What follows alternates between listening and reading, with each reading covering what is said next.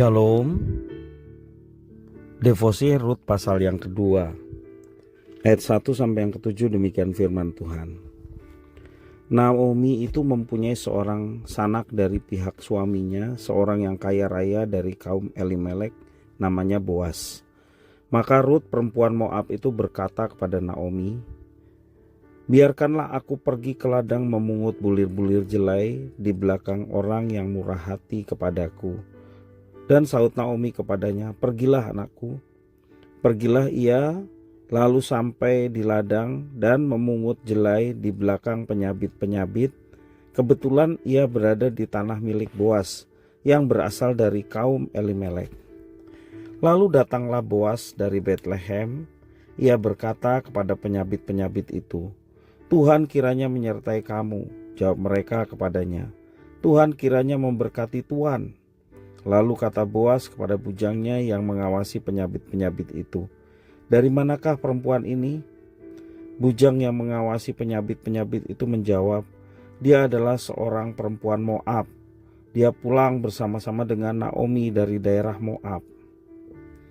Tadi ia berkata, "Izinkanlah kiranya aku memungut dan mengumpulkan jelai dari antara berkas-berkas jelai ini di belakang penyabit-penyabit." Begitulah ia datang dan terus sibuk dari pagi sampai sekarang, dan seketika pun ia tidak berhenti. Demikian firman Tuhan. Rut mengalami sebuah peristiwa yang unik. Demi mendapatkan makanan, ia hidup bersama dengan Naomi.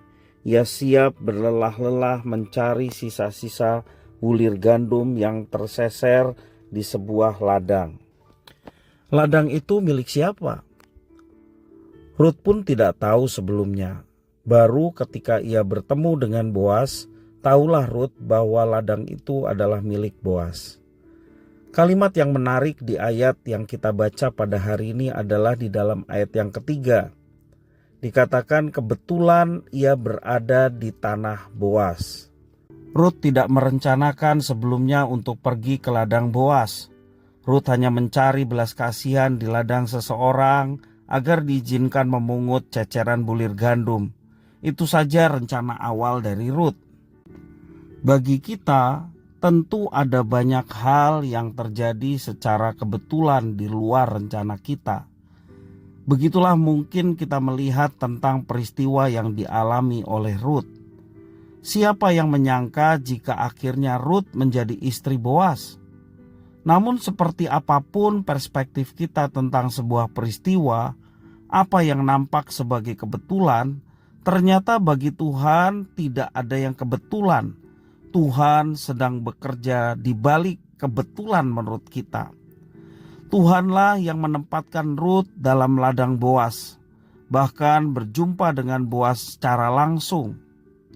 Dari kisah pertemuan Rut dan Boas ini kita diingatkan bahwa apa yang kita anggap sebagai suatu kebetulan sebenarnya bukanlah suatu kebetulan di mata Tuhan. Peristiwa tanpa sebab seperti itu. Tetapi Tuhan memang sedang mengerjakan sesuatu di dalam hidup kita. Seperti Roma 8 ayat 28, Dia turut bekerja untuk mendatangkan kebaikan bagi setiap orang yang mengasihinya. Oleh karena itu, kiranya dalam setiap rencana kita selalu minta pimpinan Tuhan. Dengan demikian, apapun peristiwa yang akan kita alami, kita dapat belajar memahami kehendak Tuhan.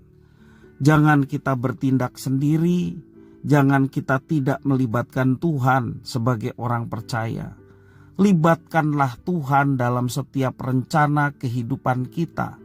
Dan pastinya kita akan melihat karya Tuhan di dalam setiap perjalanan hidup kita.